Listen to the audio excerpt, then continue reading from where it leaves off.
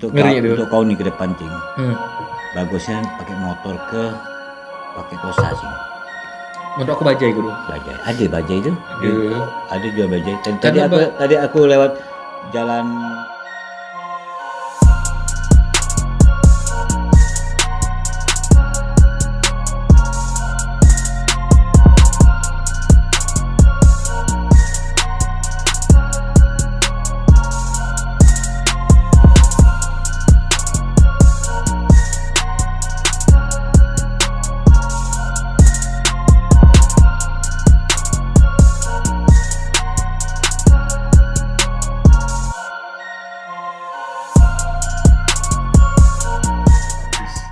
Tapi ini udah terpasang nih namanya erection. Hari itu aku ada nengok tuh kalau salah tuh 98% dah katanya. 98% itu erection baja, belum sama beton. Gitu. Sekarang lagi processing betonnya.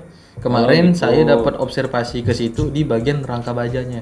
Wah, kan. Jadi belum itu baru rangka nih, belum aspal lah. Sementara yang saya dapat info nih itu rangka baja semen dulu.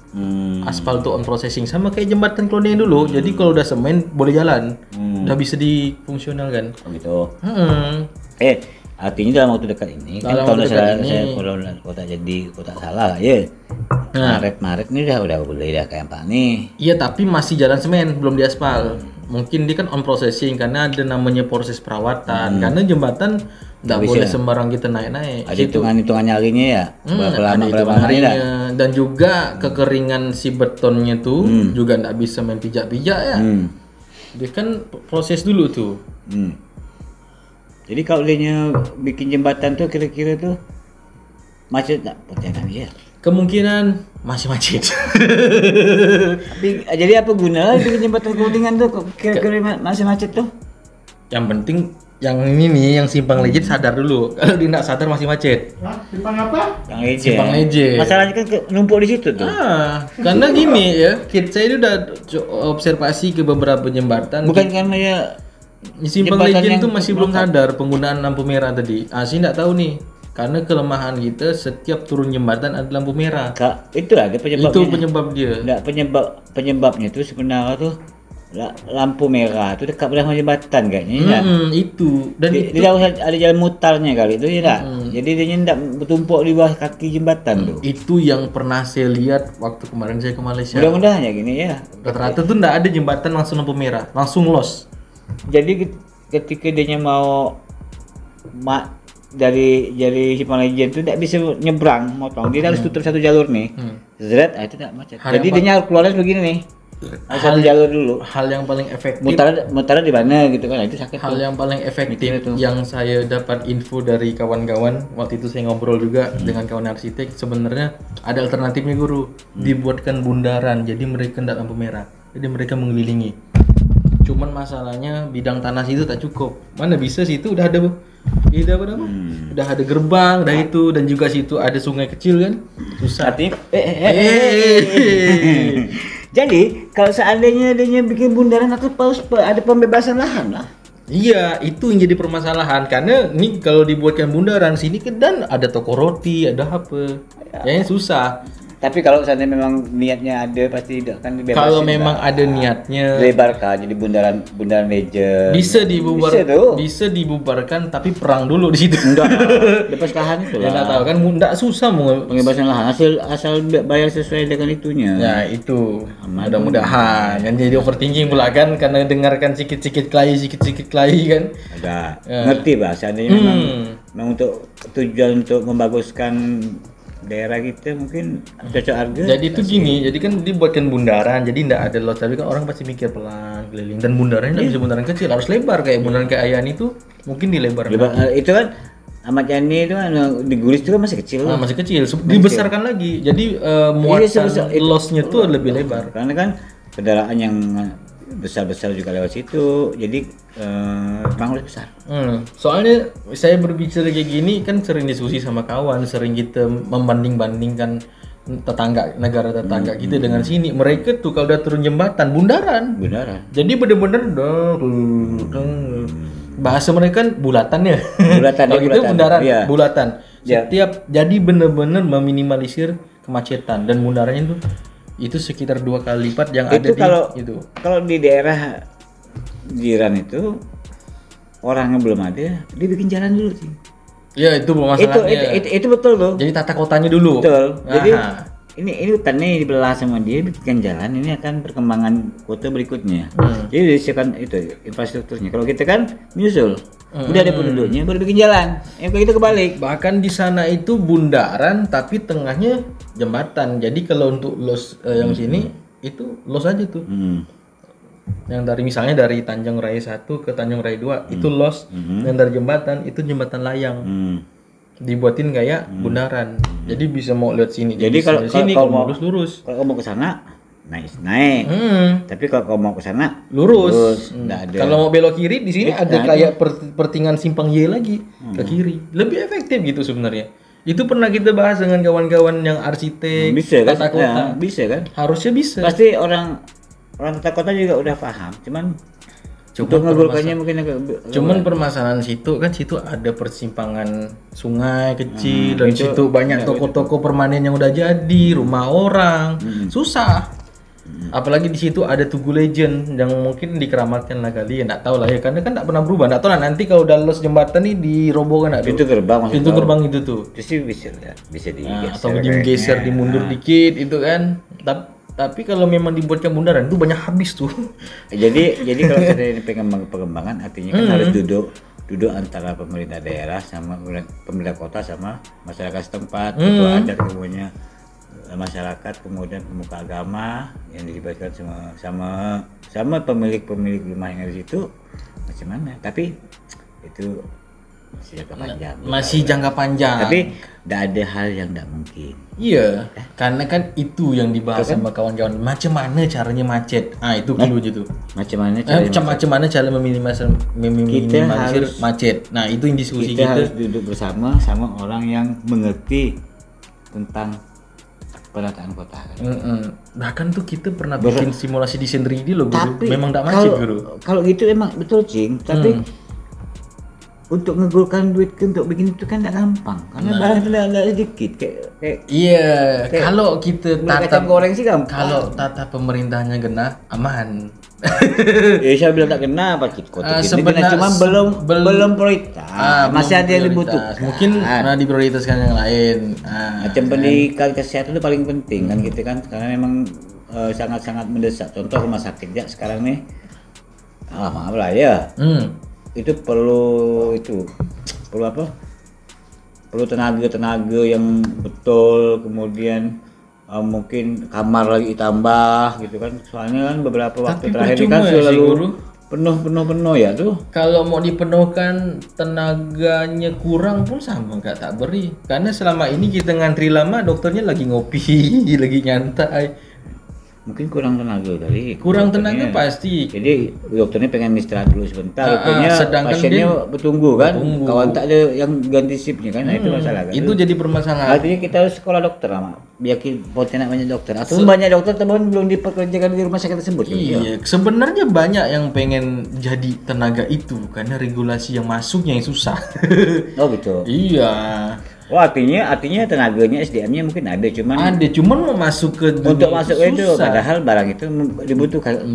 Kenapa bisa tak ada karena tadi regulasi untuk masuk kerja itu sulit. Itu tadi contoh nih kasus yang mau aku sampaikan, guru kita sekarang kekurangan guru SMK, krisis. Mau masuk ke PMDK ASN susah karena soalnya mungkin kita selalu kalah di passing grade. Banyak tenaga honorer orang mikir mau jadi guru karena gajinya berapa Kak? Orang mikir.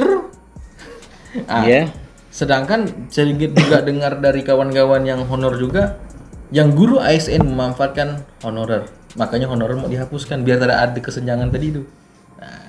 Ini jadi permasalahan. Ini menarik nih. Di sekampung kita ini sampai orang bertanya, "Bang, ada ke link untuk honorer yang bisa diangkat menjadi P3K. Mana aku tahu, aku bilang gitu. Aku tak punya linknya. Aku bilang gitu kan. Sebenarnya makanya itu tadi kecemburuan sosial itu mungkin terjadi di antara kaum non ASN sama ASN tadi. Jadi mereka berusaha untuk menjadi yang lebih baik lah, mencari hal yang lebih baik hari ini. Dengan berbagai macam usaha. Karena tadi itu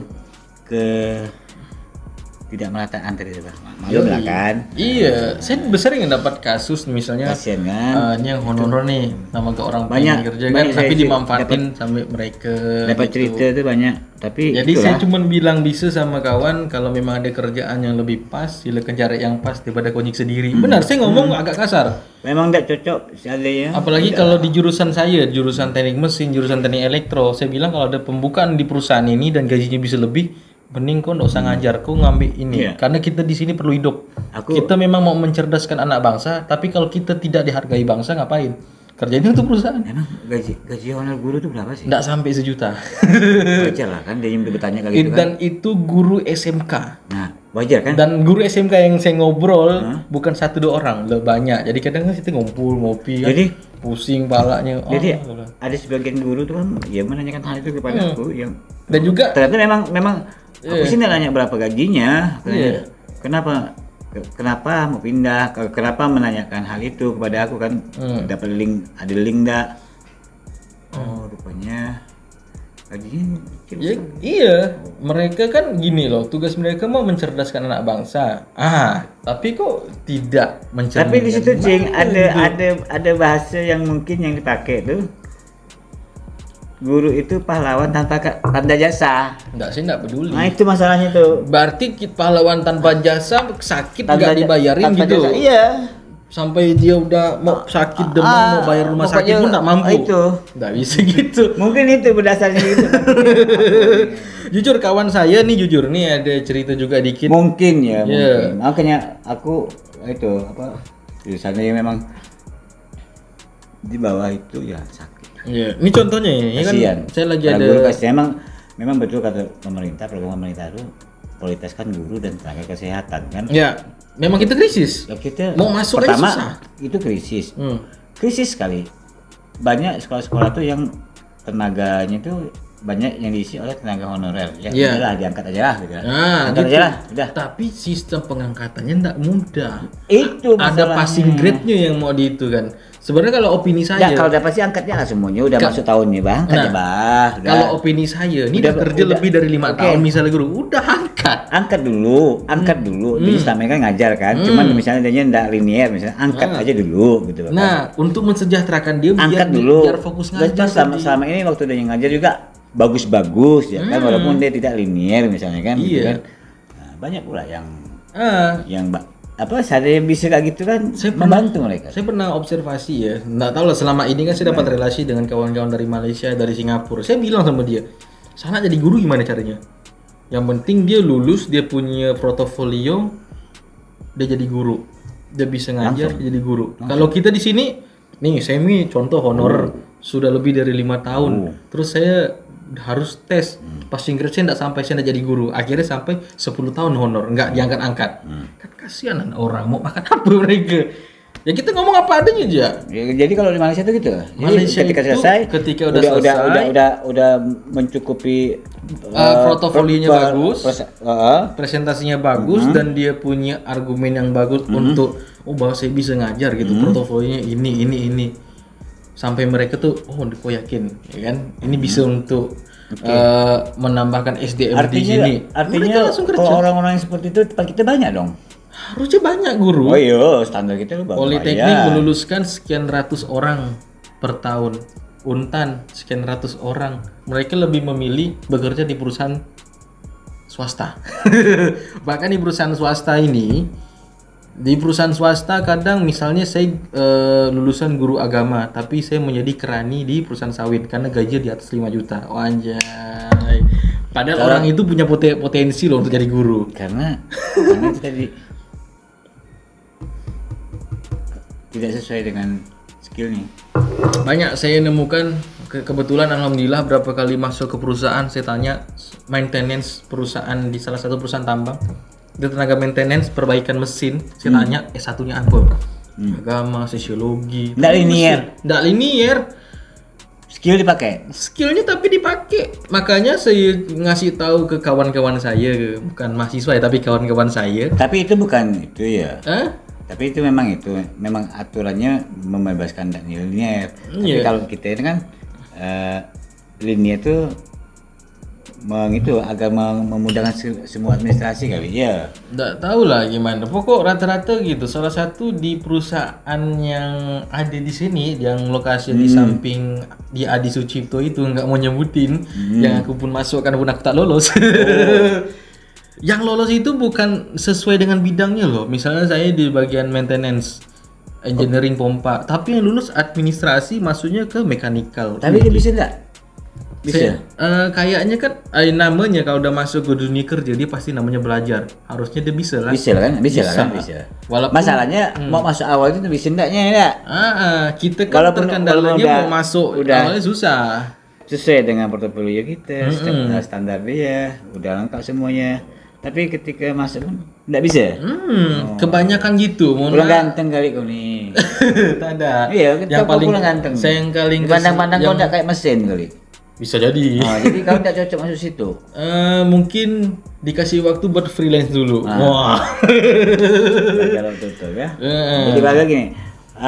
Apapun itu, jalani semuanya dengan hati yang ikhlas. Kemudian kita tetap menjadi profesional. Ketika kita sudah menjadi profesional, pasti ada harga di situ. Ya. Kalau menurut saya lebih mending meningkatkan skill karena apapun kita lulus belum tentu kita dapat kerja. Skill tapi bisa dijual. Untuk kawan-kawan mahasiswa yang masih kuliah, jangan berkiprah setelah kuliah, tapi saat kuliah lah mencari bersama teman-teman, menggali, mencari sesuatu agar setelah tamat kuliah kita tidak menunggu dan mencari, tetapi kita menjalankan apa yang udah kita diberikan kemampuan pada masa kuliah. Kalau ada tugas dari dosen, proyek dosen, bantu. Kerja kan? Mantap. Itu aku dulu tuh. Betul kan? Betul. Dosen itu bukan jahat kan? Enggak jahat. Mengajarkan kita untuk mengenal dunia luar kan? Iya. Bantu dosen. Jangan pikirkan bayaran. Belajar. Untungkan kita. Belajarlah. Dengan dosen yang ingin minta bantuan kepada kita. Oke. Selamat malam. Kita dari masukan. Hanya itu yang bisa kita sampaikan. Kita bertemu lagi next berikutnya. Assalamualaikum warahmatullahi wabarakatuh. Waalaikumsalam warahmatullahi wabarakatuh.